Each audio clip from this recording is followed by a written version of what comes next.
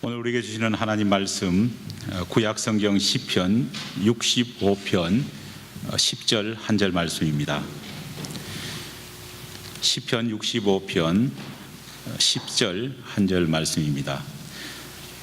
제가 가진 성경책 구약성경 847면에 기록되어 있습니다. 주신 하나님 말씀 제가 봉독하여 올리겠습니다. 주께서 밭고랑에 물을 넉넉히 대사 그 이랑을 평평하게 하시며 또 담비로 부드럽게 하시고 그 sak에 복을 주시나이다. 아멘. 2018년에도 대림절 첫 번째 주일을 하나님께서 우리 가운데 허락해 주셨습니다. 매년마다 12월이 되면은 대림절이 다가옵니다. 여러분들은 대림절을 맞으면서 어떤 마음으로 이 대림절을 기다리고 또 성탄까지 기도하면서 준비하십니까? 보통은 대림절을 생각하면서 목회자들이 많은 설교를 할 때에 아기 예수님의 어떤 모습이나 예언에 대해서 설교를 많이 합니다. 저도 지난 3년간은 그렇게 설교를 해왔습니다. 하지만 이번 절기를 맞이해서 제가 말씀을 준비하면서 이런 생각을 해보았습니다.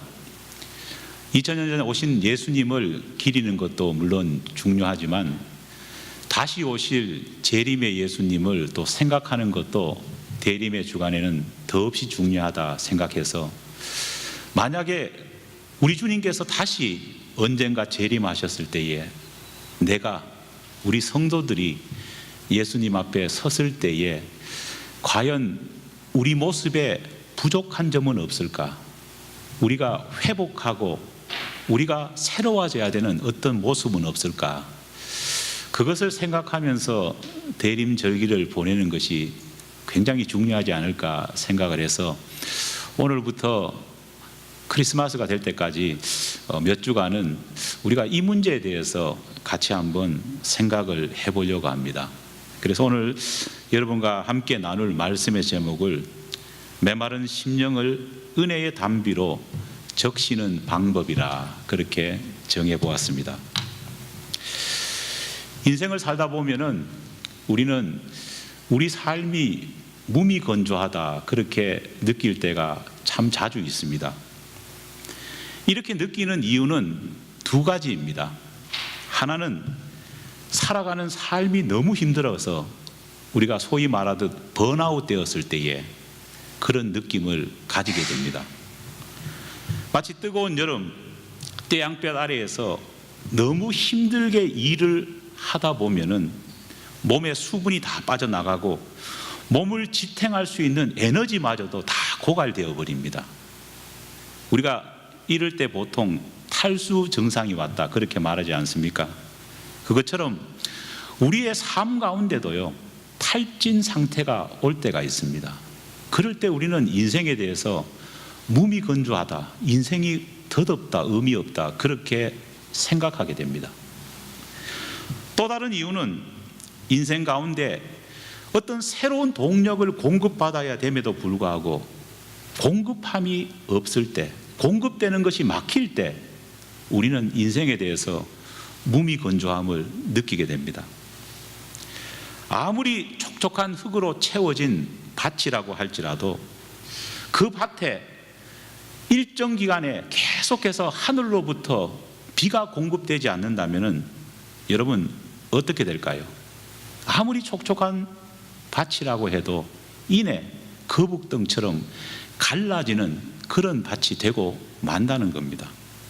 그것처럼 우리의 신앙 역시도 하나님께서 위로부터 공급해 주시는 공급함이 없으면요 우리의 신앙은 메말라지고 우리의 삶은 무미건조해질 수밖에 없다는 겁니다.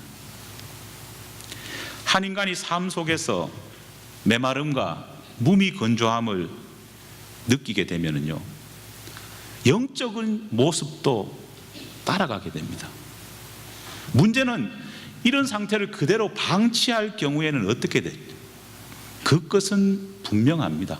성경이 기록하고 있습니다. 그것은 참혹한 심판과 죽음을 맛볼 수밖에 없다는 겁니다. 안타깝게도 우리 주변에는요, 삶을 살면서 무미건조함을 느끼고 인생의 새로운 동력을 얻지 못하고 있음에도 불구하고 그냥 그 상태를 방치해두고 인생을 낭비하거나 때로는 삶을 포기하거나 영적인 가람을 어떻게 해결하지 못한 상태에서 결국 버티고 버티다가 믿음까지 파손해버리는 사람들이 얼마나 많은지 모릅니다. 그래도 자기 스스로가 내가 요즘 영적으로 메말랐구나, 내가 영적으로 하나님 앞에 공급받는 것이 없구나 느끼는 사람은 그래도 어떻습니까? 그래도 낫습니다. 하지만 많은 사람들이, 많은 신앙인들이 그것을 느끼지도 못하는 채 살아가는 사람들이 얼마나 많은지 모릅니다.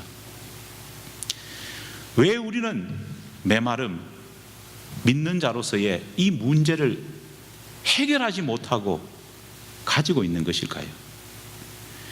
영적으로 메마르면 우리에게는 어떤 증상이 일어나는 걸까요?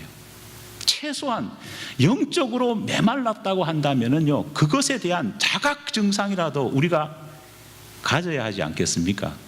그래야지 뭔가 해결책을 생각하지 않겠습니까? 약 10년 전쯤입니다. 제가 한국에서 섬기던 교회에서 부목사들에게 큰 배려를 해주셨습니다. 그래서 그 교회에서는 1년에 한 번씩 돌아가면서 부목사님들을 이스라엘 성지순례를 시켜줬습니다. 그때 저희 집사람과 저도 또 순번이 되어가지고 처음으로 이스라엘로 성지순례를 떠나게 되었습니다. 이집트 카이로에서 출발해서 버스를 타고 이스라엘 남쪽 국경을 지난 다음에 흔히 우리가 말하는 남쪽 사막지대인 네게브에서 북쪽 갈릴리까지 쭉 올라가면서 성지들을 순례했습니다. 그리고는요, 이스라엘의 가장 북쪽 국경이라고 하는 골란 고원을 보고 다시 유턴해 가지고 북쪽에서 남쪽으로 우리가 흔히 사해라고 말하는 그 광활하면서도 건조하면서도 사막과 같은 광야지대로 다시 내려왔습니다. 그런데 남쪽에서 북쪽으로 처음 올라갈 때는요, 너무 피곤해서 그런지 제대로 보시지 못했는데 다시 유턴해서 북쪽으로 남쪽 사해지대로 내려오는 그 과정에서 특별하게 제 눈에 띄는 것이 있었습니다. 그게 뭐냐? 이스라엘 북쪽 갈릴리 지역은요, 정말 푸르고 풍성하고 젖과 꿀이 흐르는 땅이 진짜 이곳이구나 하는 것을 느낄 정도로 굉장히 아름다운 동산과 같은 모습이 펼쳐져 있습니다. 그런데 남쪽으로 내려오면 내려올수록 이스라엘의 지형과 기후는요, 사막지대로 변합니다. 그래서 사해지대까지 내려오면 광야가 정말 뭔지를 절실하게 느낄 정도로 척박하고 덥고 건조한 그런 지역이 펼쳐집니다. 흥미로운 것은 이스라엘 북쪽 지역의 나무들을 보면은요, 모두 제 손바닥보다 넓은 둥근 큰 잎사귀를 가진 활엽수가 굉장히 많습니다. 그런데 남쪽으로 점점 내려오다 보면은 이 활엽수가 뭘로 바뀔까요? 이파리가 작아지고 또 더 내려오면은요, 이파리가 정말 연필처럼 정말 좁아지고 나중에 건조한 사막 지역까지 오면은요, 그 잎이 뭐가 되느냐? 날카로운 가시로 바뀌는 것을 본 적이 있습니다. 사해 지역까지 내려와서 이 버스에서 다 내리고 나서 사해를 구경하러 사람들이 이렇게 가는데 저는 잠깐 옆에 길에 있던 마치 선인장과 같은 그 지역의 나무를 한번 만져보았습니다. 나무가 마치 우리가 보는 선인장처럼요, 가시로 가득 덮여 있었습니다. 제가 그게 어떤가 싶어서 손을 댔는데요, 어떻게 되었을까요? 대는 즉시 아야 소리를 냈습니다. 왜냐하면 제 손에 날카로운 그 가시가 박혔습니다. 얼마나 아픈지 모릅니다. 쓸데없는 짓을 했다고 집사람이 머쓱할까 싶어서 숨기고 이빨로 하나하나씩 뽑아내었던 기억이 있습니다. 저는 그 순간에 메마름이라는 것이 어떤 문제를 일으키는지, 어떤 재앙을 일으키는지를 절실하게 느끼게 되었습니다. 여러분, 메마름의 재앙이라는 것은 다른 데 있는 것이 아니라 자칫 잘못하면은 자신도 주변 사람도 이처럼 가시처럼 찔러서 고통스럽게 만드는 그런 문제를 일으킬 수 있다는 겁니다. 하나님께서 우리의 인생 가운데, 우리의 신앙 가운데에 메마름을 그냥 방치해 두지 말아라고 하신 이유가 뭘까요? 우리의 육신과 우리의 마음이 메마르면은요, 이처럼 고통과 아픔을 자신에게도 남에게도 주게 된다는 겁니다. 이것은 넘어서서 하나님과 우리와의 사이에도요, 메마름은 고통을 만들어 낸다는 것을 우리는 기억해야 합니다. 메마름은 반드시 고통과 아픔을 만들어냅니다. 메마름은 우리의 영적 상태를 점검하는 바로미터입니다. 씨 뿌린 자의 비유를 보면은 이것을 확연히 알 수 있습니다. 씨 뿌린 자의 비유에 보면은요, 그런 이야기 있지 않습니까? 씨가 뿌려졌는데 가시떨기 아래에 떨어졌다, 이렇게 기록되고 있습니다. 그런데 예수님께서는 가시떨기 아래 떨어진 그 씨를 나중에 설명하시면서 이게 뭐냐, 왜 이런 가시떨기의 고통이 있느냐, 원인을 이렇게 말씀하셨습니다. 이생의 염려 때문이었다, 그렇게 나중에 해석을 해 주십니다. 여러분, 예수님께서 씨 뿌린 자의 비유를 말씀하시면서요, 씨가 정말 재수가 없어가지고 흙고 많은 공간 중에 가시가 돋은 그 지역에 떨어졌다, 너희들 앞으로 재수가 참 좋았으면 좋겠다, 그 말씀하시기 위해서 씨 뿌리는 자의 비유를 설명하신 것이 아닙니다. 예수님께서 정말 하고 싶었던 이 씨 뿌리는 자의 비유의 핵심은 뭐냐, 너희 마음의 염려가 영적인 메마름이 되게 하지 말고 너희 마음의 메마름이 가시가 돋쳐서 사람들에게나 너 자신에게나 하나님에 대해서 아픔과 상처를 주는 인간이 되지 말라, 그것을 말씀하시기를 원하셨다는 겁니다. 그 밭은 넓은 씨앗이 뿌려지고 당연히 그 넓은 씨앗이 널찍한 그런 잎사귀로 커야 됨에도 불구하고 이생의 재리나 걱정 근심으로 말미암아서 메말랐다 보니까 그 잎사귀가 가시가 되어버린 한 인생을 비유하는 것이라는 겁니다. 성경을 보면은 예수님 시대에 우리가 흔히 잘 아는 서기관과 바리새인들이 대표적으로 영적으로 메마른 사람입니다. 그들은 늘 짊어지지도 않아도 되는 율법 조항을 가지고요, 스스로를 괴롭게 만들었습니다. 여러분, 예수님 찾아온 니고데모나 많은 율법사들을 보면은요, 어떻습니까? 괴롭게 인생을 사는 것을 볼 수 있습니다. 여러분, 예수님 믿고 하나님 믿는다면은요, 인생 어떻게 살아야 될까요? 기쁘고 즐겁게 살아야 되지 않겠습니까? 그런데 그렇게 살지 못한다는 거예요. 바리새인들과 사두개인과 서기관들과 율법사들 그렇게 하나님 가까이 지낸다고 했는데 성경을 읽어보면요, 그들이 어떻게 살았는지 그들의 삶의 모습, 얼굴이 다 그려집니다. 어떤 모습이었을까요? 우중충한 얼굴, 괴로운 인생을 늘 살았고 늘 가시돋친 마음을 가지고 살았다는 거예요. 여러분, 주님이 원하시는 삶이 아닙니다. 주님이 원하시는 삶이 뭡니까? 항상 기뻐하고 쉬지 말고 기도하고 범사에 감사하라.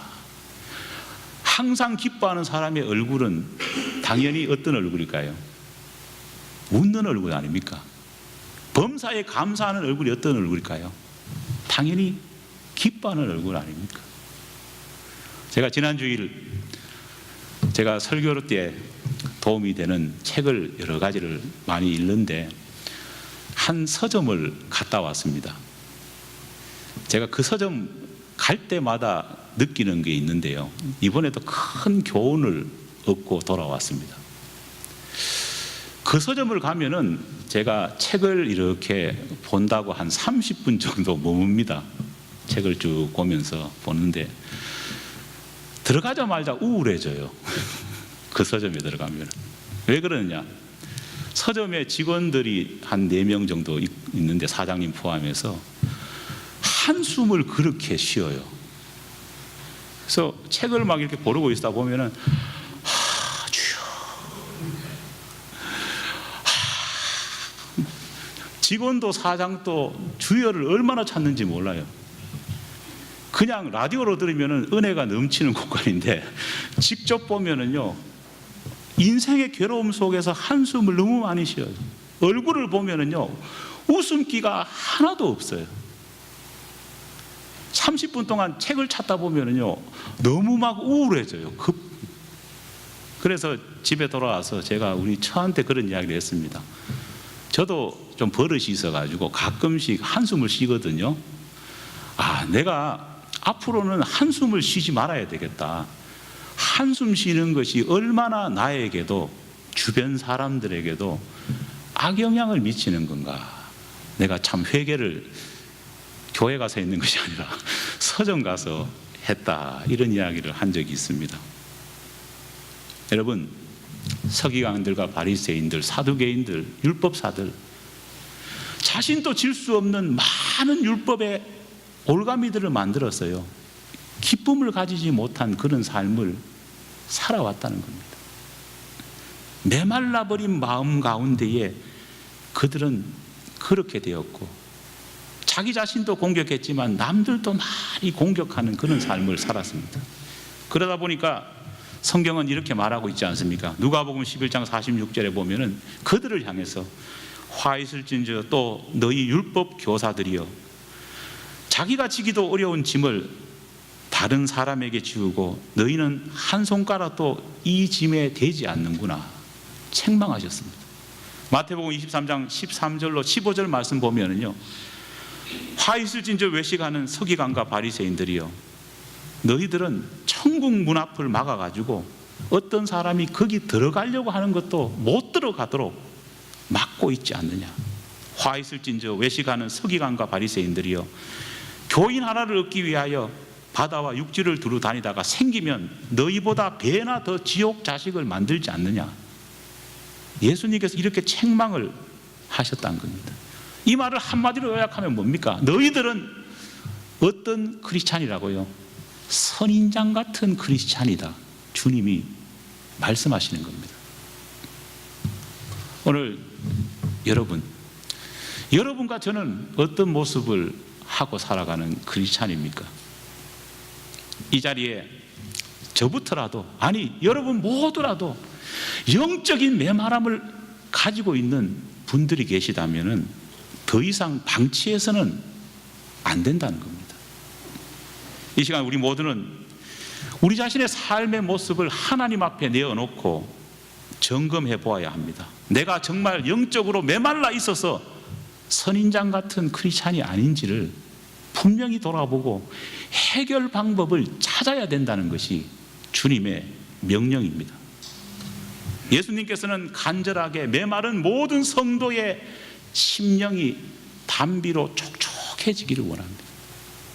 아침에 화장할 때에 얼굴에 미스트를 정말 흘러내릴 정도로 폭포수와 같이 쏟아붓는 그런 여인들이 아니라 마음이 촉촉해지는 여성도들이 되기를 원합니다. 샤워한 다음에요, 스킨을 정말 온 배에까지 다 바르는 그런 남자들이 아니라 마음이 촉촉해지는 그런 남자 성도들이 되기를 주님은 원하십니다.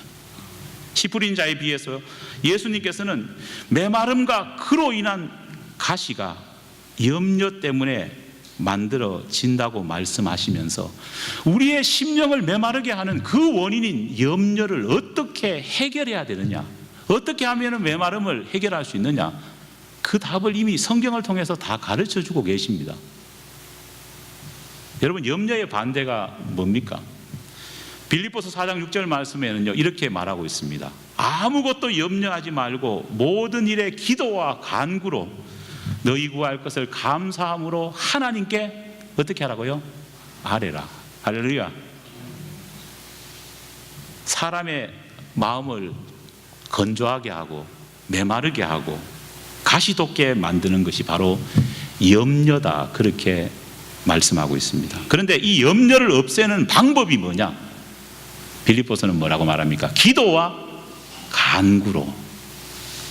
기도와 간구만이 염려를 없앨 수 있고 마음의 메마름을 없이 할 수 있고 우리의 마음에 정말 푸르른 잎사귀를 회복할 수 있게 해준다는 겁니다. 염려는 뭘 만들어냅니까? 걱정과 불평을 만들어냅니다. 그래서 빌립보서는 뭐라고 말합니까? 감사함으로 너희 삶을 채우라고 말합니다. 감사는 뭘 만들어낼까요? 푸르른 마음을 회복시킵니다. 지금 육적으로나 영적으로 메마름을 느끼고 계시는 분이 계시다면 더욱더 기도와 간구의 자리로 하나님 앞에 나와야 합니다. 감사와 찬양의 입술을 회복할 수 있어야 된다는 겁니다. 그러나 메마름을 해소해 주는 것이 기도인 줄을 다 알고 있지만은요, 이렇게 결단하며 나오는 걸음을 떼지 못하는 분이 너무 많다는 겁니다. 그렇기 때문에 교회의 다른 성도들을 위해서 우리 모두가 중보 기도해 줄 수 있는 교회가 되어야 합니다. 여러분, 어떤 사람들은 영혼의 메마름을 해결하기 위해서 기도의 자리로 나오시는 분들도 계십니다. 그런데 또 안타까운 것은 기도의 자리로 나왔음에도 불구하고 영적인 메마름을 해결하지 못하는 분들도 우리 주변에는 참 많습니다. 왜 그럴까요? 기도가 잘못되었기 때문입니다.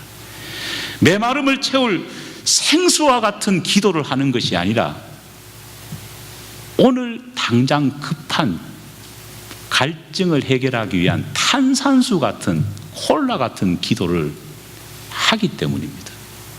여러분, 물 마시면은 갈증이 해결되지만은 콜라 마시면 어떻습니까? 단순간에는 좋지만은 갈증이 더 쌓이지 않습니까? 똑같습니다.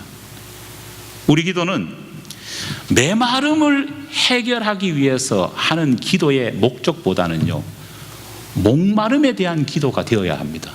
여러분, 기도 가운데에 메마름을 향한 기도가 있고 목마름을 향한 기도가 있다는 거 아십니까?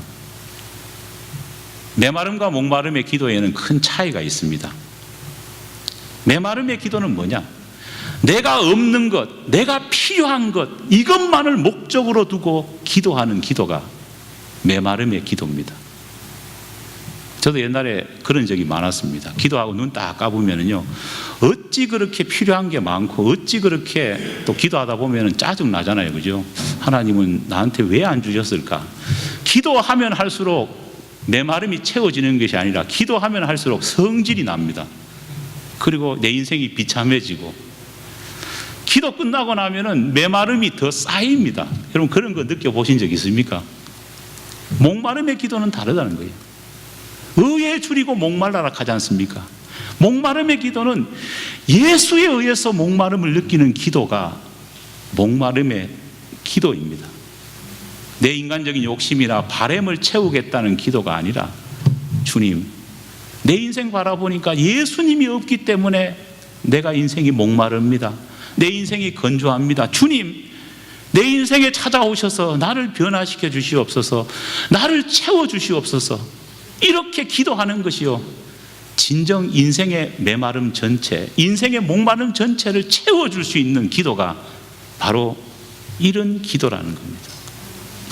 기도할 때마다 성령 하나님이 너무 보고 싶어서, 예수님이 너무 그리워서, 내 삶이 너무 죄악된 것이 많아서 그 목마름 때문에 주님 앞에 더욱더 나갈 수 있는 사람이 되어야 한다는 겁니다. 주님께서 나를 위해 흘려주신 고난의 피, 눈물, 핏방울같이 흘린 땀을 생각하면서 우리의 심령의 목마름을 채울 수 있는 기도가 되어야 합니다.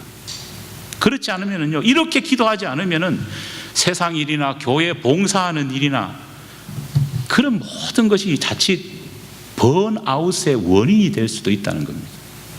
여러분, 이런 목마름이 예수로 인해서 채워지지 않는 봉사는 어떻습니까?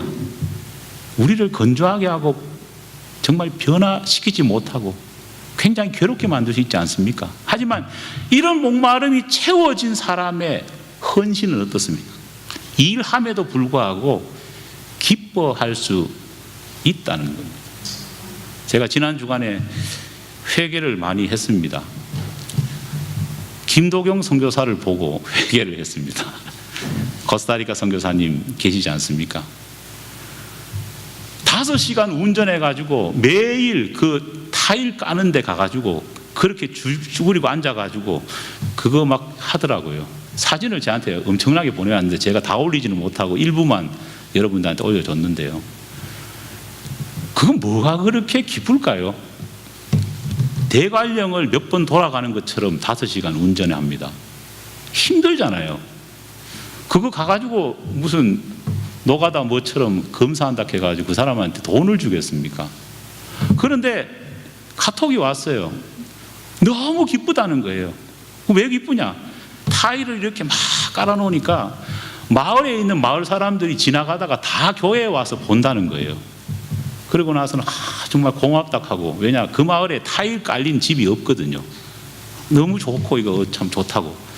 심지어는 작년에 우리가 선교를 갔을 때 그 좁아 터진 예배당에서 애들 정말 100여 명 우리 다 합쳐서 그렇게 일을 했을 때 막 먼지 펄펄 피는데 바로 길 건너 5m 앞에 학교가 폐교된 것이 있는데요. 그거 좀 쓰면 좋겠는데 그 주인이 죽어도 안 된다는 거예요.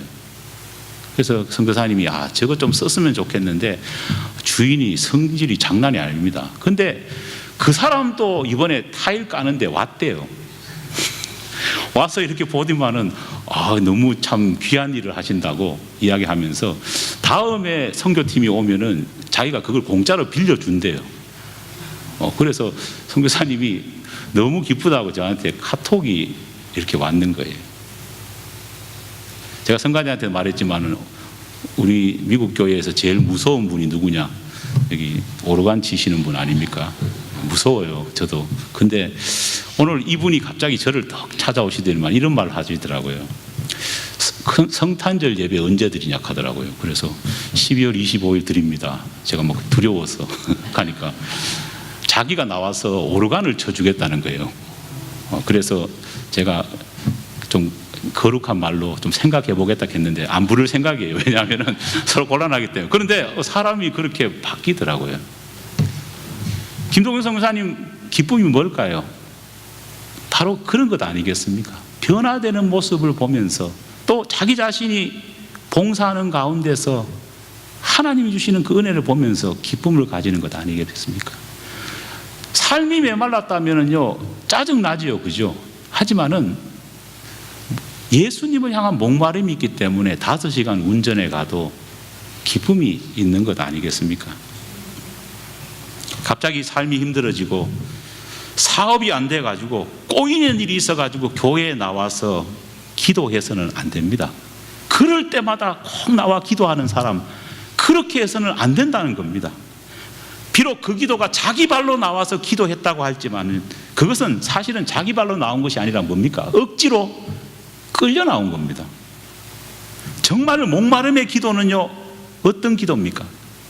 자원에서 나와야 되는 겁니다. 메마름의 기도는 억지로 한올 수 없이 끌려 나오는 기도는 메마름의 기도지만, 목마름의 기도는 예수님의 생수의 담비가 좋아가지고 자발적으로 나오는 기도 아니겠습니까?